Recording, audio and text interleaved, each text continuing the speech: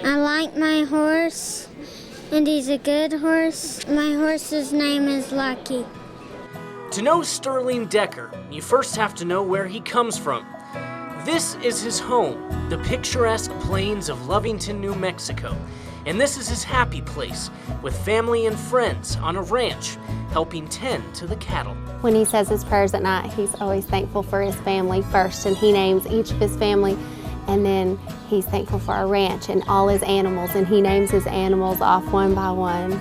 Since he was 2.5, he has been on horseback and became an excellent rider. Since he was little bitty, he's been riding, of course, but to be good at anything, you gotta love doing it. And so when him loving to do it and having an opportunity to do it, he could thrive at it.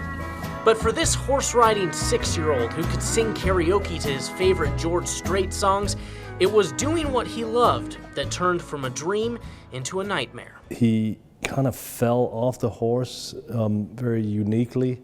He was trapped in the stirrup still and kind of bounced around under the horse. But I think the horse wasn't galloping fully. So we thought when we heard that story that he was going to be okay, but when he actually arrived, he was quite sick. His family rushed him to the nearest highway and waited for help. It took forever because time was standing still because our child was dying in our arms as we were waiting for the ambulance to get to us. And then later we stayed there waiting for the care flight to land on the highway so they could get him to Lubbock. And time just stood still as we stood there praying and watching our son so helpless. With Sterling on the helicopter, his parents jumped into their car and headed to Lubbock. The care flight crew called my husband on his cell phone to let us know that Sterling had made it and he was in good hands, and we needed to slow down and be careful and get there. His brain really was like somebody who was in a motor vehicle accident. Really underwent a lot of shaking in the sense that it was not something that our surgeons could help with relieving pressures and things like that, but it was more tissue injury.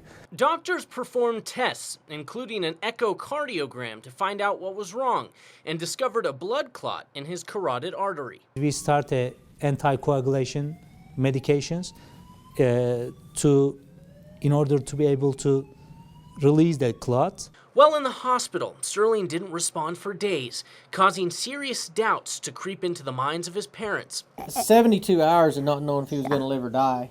Yeah. And then another 2 days after that, wondering, okay, now he's probably going to live. What's he going to be like? What's his quality of life going to be? Is he going to, That was until a miracle, just over a week after being in the hospital.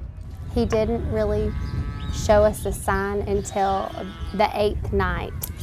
And he gave my husband a little bitty thumbs up. He wasn't awake, but he could hear Jeff. Jeff was saying, just give me a sign, and he gave him a little thumbs up. I think that's when we knew we're okay. Sterling was released from the hospital on his 7th birthday, and from the moment he was back on the ranch, he only wanted one thing. Once we got home and we were here, he kept asking, I want to go see my horse, I want to go ride, and we kept, oh no, not today. Finally, weeks after returning, he had his chance to be back in the saddle again, and he never looked back. The first day I let him ride, he was just going back to like teaching the little kid from the start. I put him in a little pen, and he had to go back through all the basics, but he had a smile from ear to ear. And you couldn't wipe it off.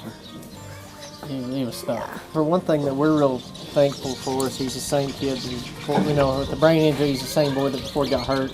Other than know he has some obstacles he's got to get over, but he still loves doing the same stuff, and he's still a real sweet kid and has a really kind disposition. And he's our miracle.